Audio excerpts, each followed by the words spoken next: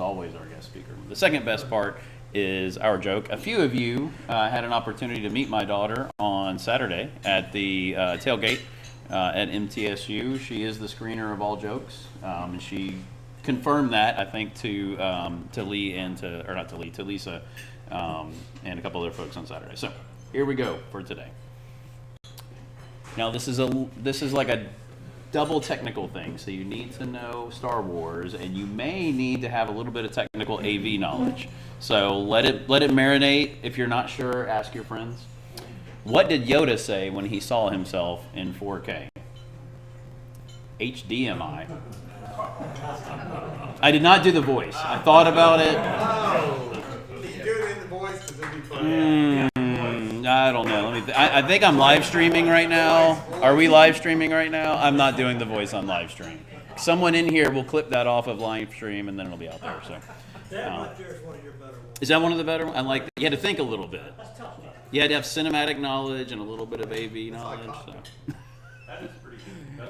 That's a good one. All right. Today's speaker is Dr. Richard, I apologize, Tarpey. You got it? Dr. Richard Tarpey, Associate Professor, Supply Chain Management, Project Management, MTSU Jones College of Business. And to introduce him today is Stephen Salter.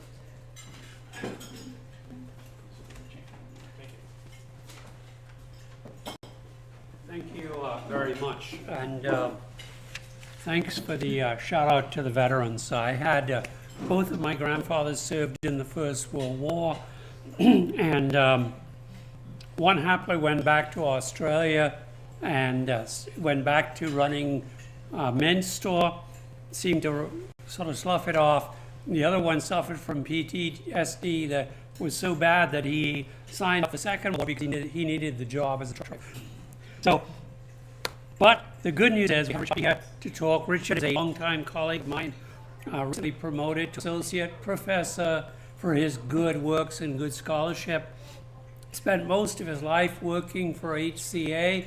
He's a specialist in logistics, and he's also our lead dog, if you'll pardon the expression, on our new doctorate in business administration, and more important to me, the master's in healthcare administration. Because if I look around the room, while there are some young folk, there are also some folk like me who are going to need good health care. So we're thankful for that each day. Richard, why don't I let you come in and tell us about it? Thank you. Good afternoon. First, I appreciate the opportunity today. As Stephen had said, I worked at HCA for 2 years. My work at HCA dealt mostly with labor management, which is what I actually did at United Airlines before that. I won't tell you how many years that was, because then you'll start adding up and figuring out how long I've been doing this. I've been at MTSU the last 7 years. I'm in the supply chain department. MTSU continues to grow into the healthcare field. We have a nursing school that's growing. Actually, our dean has just been asked to expand that capacity within the last few months. We have our physician's assistant program. So MTSU continues to grow. As Stephen said, today's a great day because we actually just got approval from our Board of Trustees to continue our pursuit of the Master's of Healthcare Administration. We have 3 or 4 levels of approval we have to go through with the state of Tennessee as well as MTSU Board of Trustees. So we're about 40% way there with hope. I want to talk today a little bit about the Nashville healthcare market, including Rutherford County. I want to talk about the Nashville metropolitan statistical area, which is all of Davidson and surrounding counties that touch Davidson County. Just to give you an idea of healthcare's importance in this area. So just some stats. I'm not going to read through all these. You may know this already. Gordon, you probably have an idea. Didn't know. If I knew Gordon was going to be here, I might have rechecked some of these. It's going to be my fact checker in the back. One of the more important things, and I'll explain why here in a minute, $2 billion in venture capital was invested in Nashville healthcare. And that's been in the last 10 years. And that's, as you can see, a significant amount of healthcare. That's the grease that keeps things going. And I'm going to close and circle back and connect those. We have over 400 professional service firms, more than half the beds in for-profit hospitals in the United States are managed out of the Nashville region. That's a significant statistic. So that's HCA, that's Community Healthcare, that's LifePoint, that's Capella, right? That's Ascension, local. There are 17 publicly traded healthcare companies in the Nashville region. Many of them very large. Last I checked, HCA was 64th largest company in the United States on the Fortune 500 by revenue. The national MSA healthcare companies generate over $97 billion in annual revenue and provide jobs nationwide. So why does matter all this? We have over 4,000 healthcare companies in this area, in the metropolitan area, including Rutherford County. $37 billion to the local economy, over 170,000 direct jobs just in this region, and continuing to grow. So you may not be able to read this chart very well, but essentially, the growth from 2004 to 2022 is basically 100%. 2,200 jobs up to 2,200 Nashville-based healthcare establishments up to 4,700 now. Industry cluster direct employment, I'm talking about that, has also doubled. We were at 94,000 in 2004, and then now 2022 we're at 170,000. Has grown even since then. And a big number at the end, business revenue injected into the economy since the just back to 2022, we've more than doubled, pretty close to double. That money going back into the local economy. This, a little hard to read. The top line is national growth compared to U.S. healthcare to the midline, and then Tennessee is orange line at the bottom. Notice the blue MTSU, Nashville, UT orange down there. Just a commentary. So Nashville region far outgrowing overall Tennessee, which kind of makes sense, but we are outpacing Chattanooga, Knoxville, and Memphis, and we're outpacing the overall U.S. healthcare growth. With respect to employment, this is an employment trend. That's important for us at MTSU because one of our main missions is that students graduate our university and they're able to get jobs, right? Which is why healthcare administration is very important. Our nursing school is very important. The hospitals, as well as our physicians assistant programs, all the associated programs around healthcare. The national healthcare ecosystem, many players, that doesn't come across too well. Vanderbilt, 28,000 employees, HCA, 10,000 employees, that's just this region. And then we start moving down, Ascension St. Thomas, Community Health Systems, National Healthcare, United Healthcare, you get the idea, Point. All the big players in the Nashville area, the metropolitan statistical area. When we go to just Rutherford County, you know these already. You live in this county. St. Thomas, Rutherford, Murfreesboro, 1,400 employees. That may be a number. York VA Medical Center, 1,300. TriStar Stonecrest, technically in Rutherford, 900. And then we start going down, National Healthcare. So you can see a lot of jobs in this area, in this county, in this region, all fueled by growth in healthcare. Now, I talked about an industry cluster. That's actually more of a supply chain term. I had some co-authors on that paper where we termed the health market in Nashville as an industry cluster. An industry cluster is defined by critical companies in one region tied to each other. They may be competitors, maybe co-competitors, but they're tied to each other in some way. Many research organizations and university-supported specialized and non-specialized labor pools, that's one of the keys. So for an industry cluster, there has to be a constant output of labor, whether specialized labor from the perspective of clinical labor in healthcare, management, but you also need non-specialized labor to do some of those jobs that are not necessarily collar jobs, if you will, right? So you have to have a labor pool continually feeding that cluster. Entrepreneurial and robust funding environment, I'm going to get back to that on the venture capital.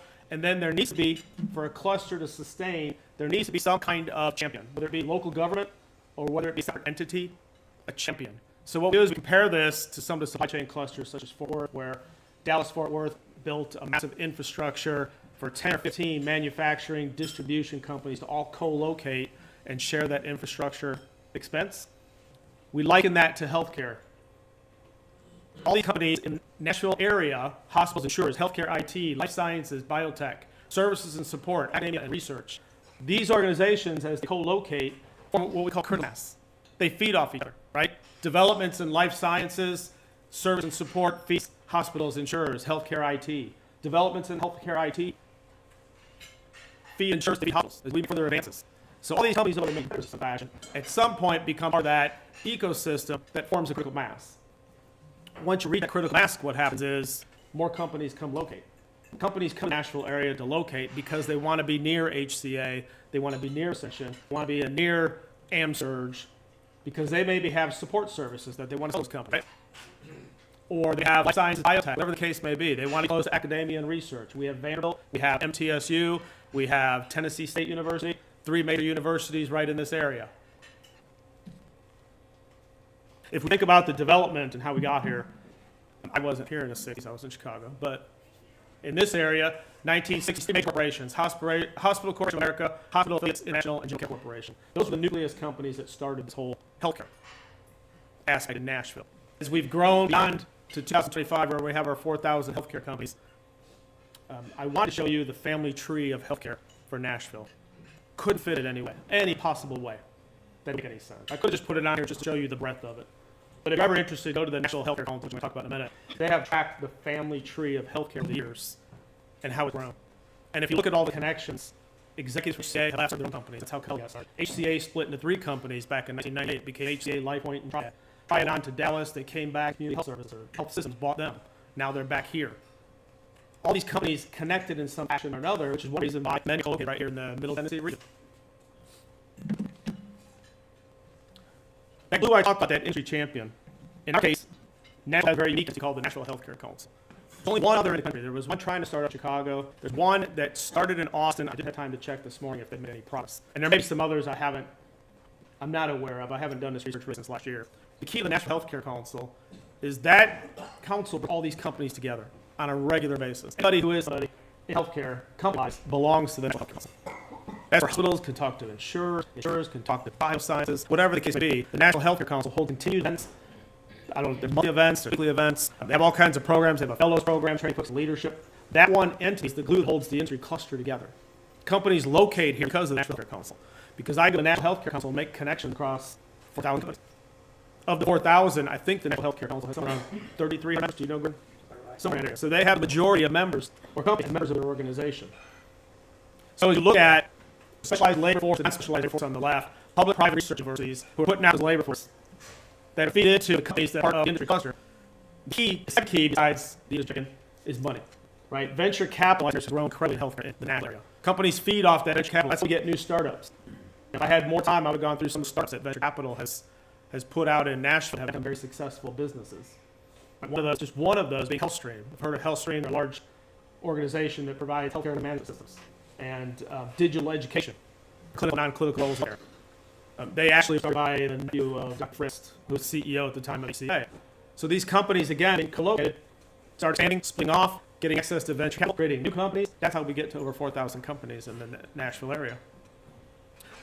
I've researched some of these in other cities. There's other cities that claim to be very big in healthcare, like Louisville, Boston to a certain degree, getting up in the Northeast. The difference is they don't have that circular feeding going on, right? They don't have, if they have academic, they have the academic, they don't have the venture capital.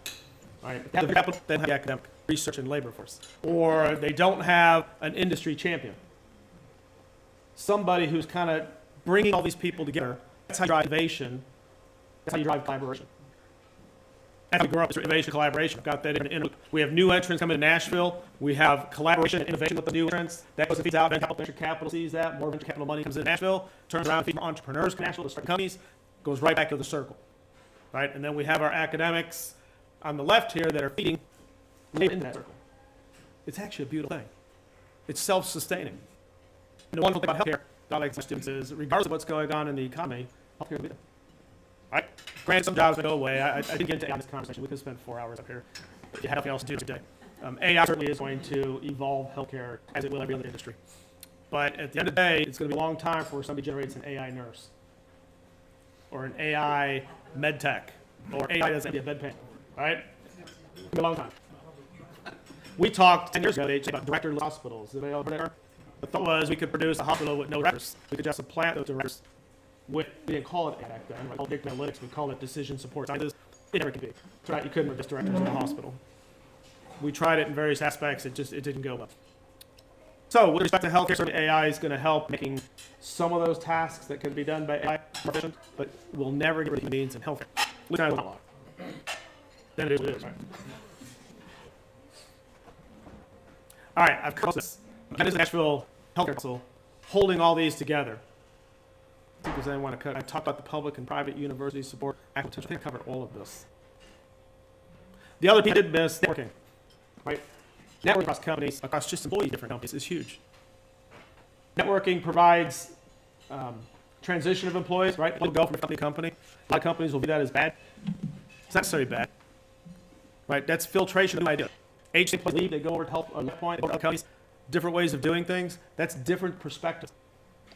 A lot of companies get into the left just saying, hey, there's one way to do that, one way to do that. It's new employees that come in to say, how come we don't do it like this? Now, if the company's mature enough to say, yeah, we ought to look at it, versus the company that doesn't do that because this is the way we've always done it. Those are the companies that are in financial trouble. But as you get new to your organization, new ideas, and if you exploit ideas, that's your company versus. Healthcare's exciting in Nashville. Can you tell I'm into it? Awesome. There's so much opportunity. If you can't get a job in healthcare, you're just not trying, because they're out there. The same thing is true of supply chain. Those are the two industries. Unfortunately, both industries. There's no way supply chain goes away. Matter of fact, we're taking students tomorrow, Friday, to St. Thomas. Every year, I take supply chain students to the hospital there on Medical Center to look at their materials management operations, supply chain through the research. A lot of students don't understand. Hospital supply chains are massive. Healthcare supply chains are massive. We have Health Trust located in Nashville, which is the largest healthcare general purchasing organization. We have jobs. We hear all those. So even if you're a supply chain student, I tell healthcare. Tell you about healthcare. All right, excellent. Let's see here. Is there anything I want to cover here? Healthcare Council's been here for 25 years. That's important. You can't start an organization and expect it to immediately gain support from local companies. The council has worked a long time to build a reputation, to build trust among companies. I remember the council came into being, and some of the pushback was, well, I don't want to go to a bunch of events where I'm going to give away all my secrets to. Ascension be there. I'm not going to sit there and talk about how we're fitting our surgical suite if Ascension's sitting there. I don't know. My hospital's just on the road from there. You have to get that, right? You have to get that iteration, and the healthcare company has done that. Okay, look at the outlook. Largest job categories in healthcare: nursing, technicians, administration, AI, and research. You probably knew that already, right? Nursing always up and down, usually down, shortage-wise. Hard job. Every semester, I have at least 2 students that made nursing school just got in clinicals and say, "I don't want to be a nurse. What can I do?" Right, clinicals is where they weed them out, apparently. Yes, sir. So where does AI kind of fall in there? And when do you guys able to capturing some of those tests? That's an unknown. Such an unknown. I couldn't even quantify what AI is right now. That's what my true question. What does that look like? It's right now. It's exploring how AI can be used, and we really don't have a job title for that, right? So that's in every industry. But the research is, or the investigation is, what can we do in this company that AI can either help with or can replace? So I don't think it's close to being 10% explored in healthcare. Healthcare is healthcare is the last to adopt anything. Right? All, especially technology-wise, healthcare outside of clinical equipment, medical devices. If you talk about office functions, you talk about EMRs, about ERP, enterprise resource planning. Healthcare was last in all of that. Some say they wait till everybody else tries it and fails, and it's perfected in healthcare, can use it. AI, I don't want to follow the same trend, because there's so much opportunity in healthcare for AI. But we're just beginning that cusp to even understand what it's going to do. We can foresee, however, that if you have AI experience, you're valuable to a healthcare company. I know ChatGPT. You what? You know ChatGPT? Our students know ChatGPT. That's no problem right now. And actually, MTSU is going through a big campaigns right now. We're trying to figure out what we do with those. Students can use a cheat, and they do. It's very hard to detect and can't prove it, because the detectors aren't reliable. So now we're trying to go through our curriculum to say, how do we teach students to use AI ethically?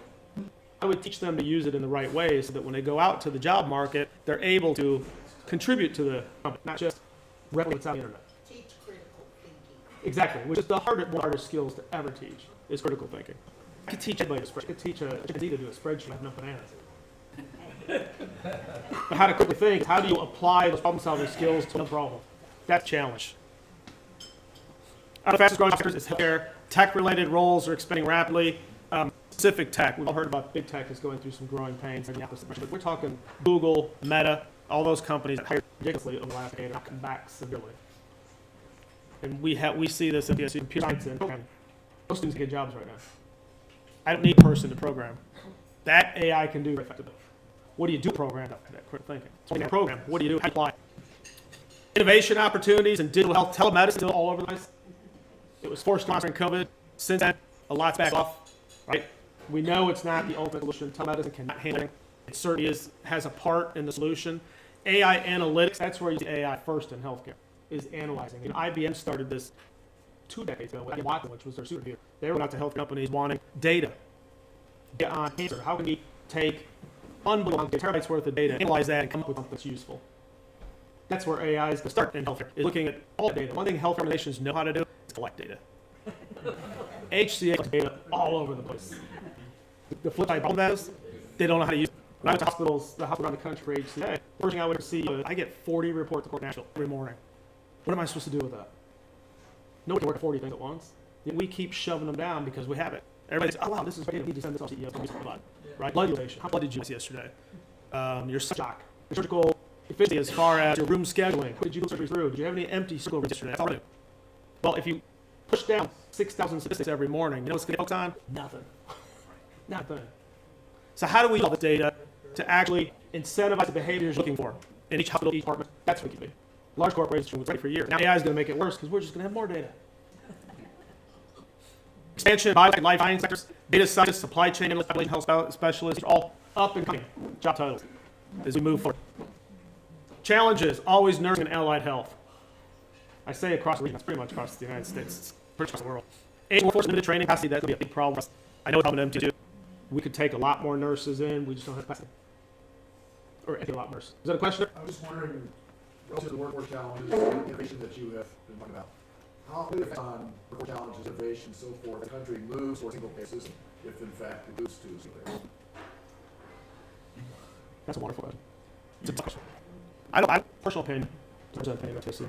Well, that's fine. Yeah, I don't think we're ever going to get to a single payer system. No, right? So we say the challenges, workforce challenges. I don't think the single payer system is going to impact certain allied nursing.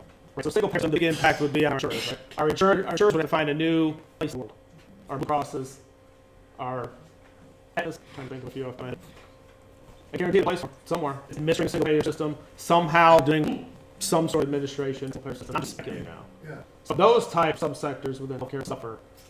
Biotech wouldn't suffer. Life sciences would suffer. Hospitals suffer years when somebody's cutting care. Right? So that's also very cyclical. So another thing healthcare is very good at, adapting to whatever the government puts out.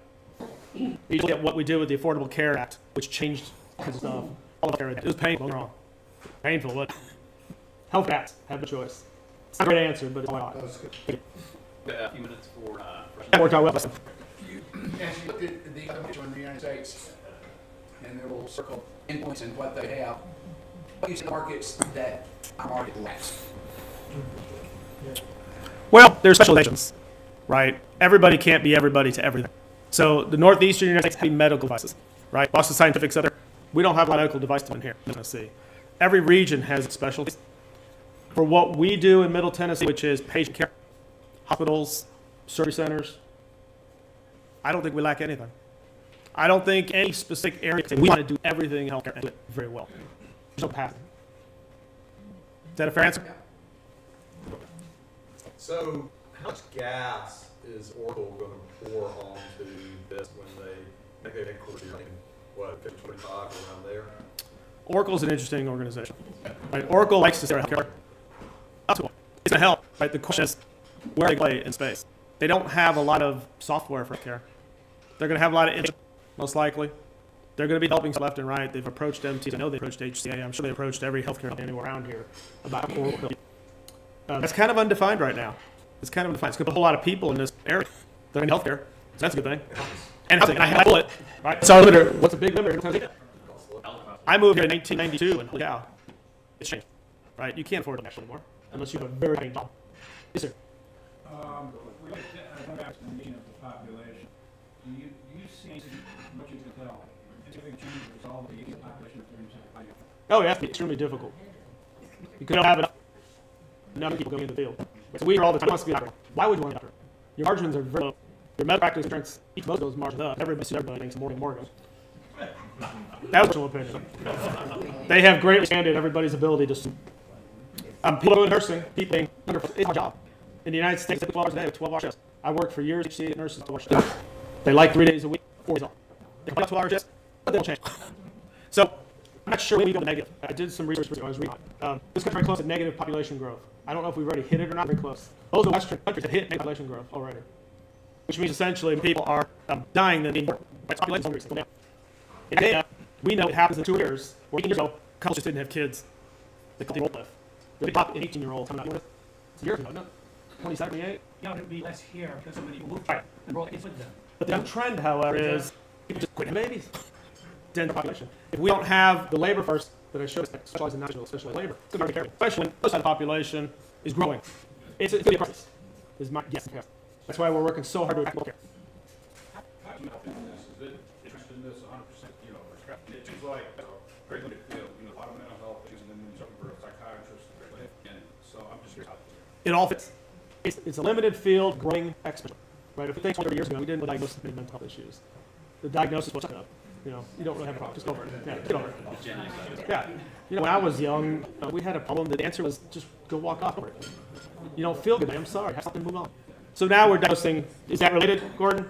Yeah, I'm glad you brought that up. It also hits on workers because the nurses. Yep. Yeah, especially if you look at medical tax. Medical tax paid about what you get paid at Walmart. Why put myself through that? That's what we're Walmart. So it's a growing field, definitely. And that's another example where telemedicine is interjecting to these commercials on TV. Now you can talk to a therapist on the phone in 10 minutes or whatever. I'm not sure that's the answer, but Yeah, one more. okay, one more. Theoretically, the United States are spending 80% of GDP on healthcare. How is that number going to be brought down? It's not. It's not. It's low. For the reasons we talked about. And we're higher than any of the other developed percent of GDP. Double what St. Joe's would be close to double what we spend. We are. We're also characterized as having higher quality of care. That's for And some some people, it's not equitable. There's no doubt about that. And that's what's missed usually in that conversation. But what we just talked about with a larger need for healthcare and fewer people, after any politician tells you healthcare does not come down, it can't, can it? There's no way. Politicians try to get elected, that's an app. No, for a fact, did not lower healthcare. We got more people insured, right? Or doctors' hospitals running off less to a certain degree. Now it's getting more out.